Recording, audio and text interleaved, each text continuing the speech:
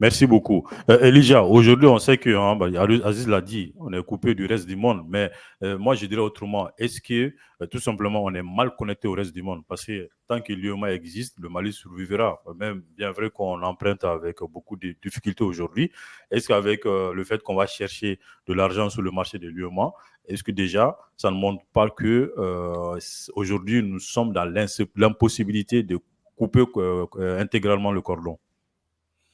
Bon, aucun pays du monde, hein, ne peut couper le cordon avec les autres. Le Mali en est la preuve.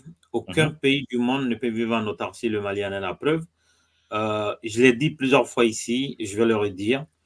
Le milieu naturel du Mali, c'est la CEDEAO, et l'UEMOA est une émanation de la CEDEAO. C'est parce qu'il y a une organisation sous-régionale que nous avons une union monétaire et économique sous-régionale. Et donc, mhm, si on laisse un Malien, on lui demande d'aller où il va aller soit en Côte d'Ivoire, soit au Sénégal, soit au Ghana, soit au Nigeria, au Bénin, etc., etc. Donc, je pense qu'on est arrivé à un moment où il faut se poser la question de ceux qui sont payés pour réfléchir afin mhm. de conseiller nos dirigeants. Il faut se poser des questions sur leur rôle. En réalité, on va droit dans le mur. On va droit dans le Mhm. mur dans le sens où on a vanté notre diplomatie. Je veux rappeler qu'une diplomatie, ça sert à apporter des affaires. Ça sert à convaincre des gens à renvoyer des IDE vers chez nous, des investissements directs à l'étranger. Mhm. Au défi quiconque de me dire depuis 3 ans, voilà, de gros investissements sur le Mali. Au contraire, la tendance est vers le départ. Et la réalité, c'est que le minimum du minimum, c'est d'offrir, on va dire, l'énergie à la population, au foyer, pour Mhm. bien vivre, pour que nos enfants et nos petits frères aillent à l'école, pour produire.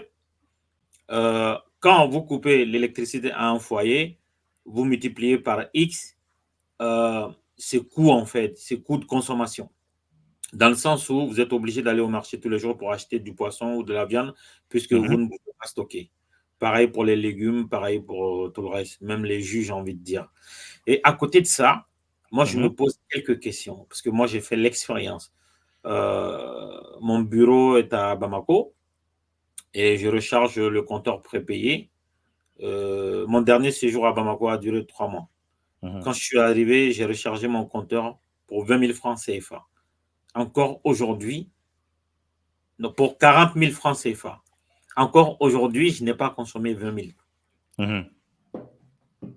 Il y a 2 réfrigérateurs, il y a 2 climatiseurs, mais aucun ne fonctionne. Mais Aucun. tu dois être content. Non, je ne suis pas content parce que moi, je vois le revers de la médaille. C'est-à-dire que concrètement, moi, Mhm. je ne paye pas de facture d'électricité, quasiment. Comment, comment faisons-nous pour payer les salariés de l'EDM? Comment faisons-nous pour mettre du carburant dans les voitures de service? Comment faisons-nous pour payer les loyers des immeubles de EDM? Mhm. Comment fait l'EDM pour continuer à tourner? En réalité, il est temps qu'on se dise les choses telles qu'elles sont. On Mhm. ne peut pas faire semblant d'être intelligent. Par contre, on peut faire semblant d'être idiot. Et si on a un minimum de jugeote, Mhm. moi je pense qu'on a déjà testé cette phase-là de montrer nos muscles. On a déjà montré qu'on a de la résilience. Maintenant, je pense que les choses dont on a besoin même chez le diable, il faut aller les négocier tout en tentant de garder notre dignité. Je veux citer par exemple la France. Ça a été Mhm. un partenaire historique du Mali. On a eu à faire beaucoup de choses ensemble. Et aujourd'hui, on a vu que Est-ce que ça a l'absence, été un partenaire efficace? toute chose égale par ailleurs, ça l'est. Ça ne va pas plaire à ceux qui m'écoutent. Toutes choses restant égales par ailleurs, la France est un partenaire efficace dans la mesure où il y a le volet politique. C'est un pays qui se mêle de ce qui ne le regarde pas. Pour preuve, il y a eu un attentat en Russie. Emmanuel Macron va convoquer un Conseil national de la défense, comme il avait fait Mhm. pour le Mali. En réalité, on a déjà une habitude. C'est le pays le plus, c'est le pays, enfin, c'est le pays parmi les pays les plus développés au monde avec lesquels nous avons le plus de relations. Et donc, il faut faire l'état des lieux. Par exemple, sur le plan militaire, on n'a rien à faire avec vous. Sur le plan de la formation de nos soldats, nous n'avons rien à faire avec vous. Nous avons besoin de l'AFD parce que nous n'avons pas l'équivalent de l'AFD. Pour preuve, il y a une semaine, l'AFD a financé l'indépendance énergétique d'un village dans la région de Gao ou de Tombouctou. Ça a été présenté en grande pompe à l'ORTM. Ça veut dire que tout n'est pas perdu. Il faut s'asseoir autour de la table, que ce soit avec la France, que ce soit avec le reste de l'Union européenne, que ce soit avec les États-Unis, avec d'autres pays, tous les pays avec lesquels nous sommes en couteau tiré, y compris l'Algérie, y compris la Côte d'Ivoire. La Côte d'Ivoire, c'est le pays naturel des Maliens quand les Maliens ne sont pas au Mali. C'est le pays où les Maliens vont. Il faut se réconcilier avec tous ces pays. Se réconcilier ne signifie pas, parce que je vous vois venir, hein, ah, vous préférez être les esclaves, Macron, etc. Si nous avons des intérêts avec le diable, il faut aller les négocier tout en gardant notre dignité. Il faut se réconcilier avec la Côte d'Ivoire tout en gardant notre dignité. Il faut se réconcilier avec la France tout en gardant notre dignité. On a vu ce qui ne marchait pas avant. Mais si on reste seul en autarcie, ça ne marche pas. La preuve, nous n'avons pas d'électricité. La Côte d'Ivoire est une solution. Bon, ce n'est même pas la Côte d'Ivoire en tant que telle. C'est qu'il y a une société privée malienne qui s'appelle EDM, qui se fait fournir par une société privée ivoirienne qui s'appelle CIE. CIE, ouais. Compagnie ivoirienne d'électricité. Et qu'il y a une dette qui est colossale.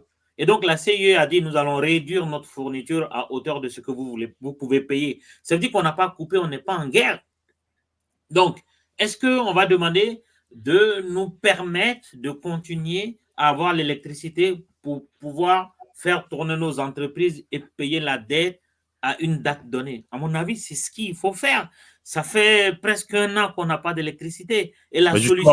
on a payé pour le Burkina quand même, parce qu'il y avait une société pour le Burkina, je crois qu'il y avait à hauteur de 24 milliards de francs CFA. Ça a été payé. Mais la CIE, on avait une dette de 173 milliards de francs CFA. Bon, je ne sais pas si c'est payé ou une partie a été payée, mais la CIE a réduit sa fourniture à hauteur de 70%. Donc, c'est énorme. Voilà. C'est que les 20% sont c'est énorme. Ouais. Donc, moi, à mon avis, dans les questions de pays et de souveraineté, l'électricité étant un produit de souveraineté et même qui relève du domaine régalien, il ne faut pas avoir d'ego. Je l'ai dit, je le redis toujours, il y a un véritable problème d'ego à la tête du Mali. Et l'ego, c'est le pire conseiller de l'homme tout court et de l'homme politique. Donc, réconcilions-nous avec nos voisins, réconcilions-nous avec la France. Ça ne veut pas dire que il faut se soumettre. C'est juste que voici nos intérêts, comment on peut faire, comment vous gagnez, comment nous gagner. Parce que nous avons déjà testé la soumission, ça ne marche plus. Et donc, il faut traiter d'égal à égal, mais il ne faut pas rester en autarcie.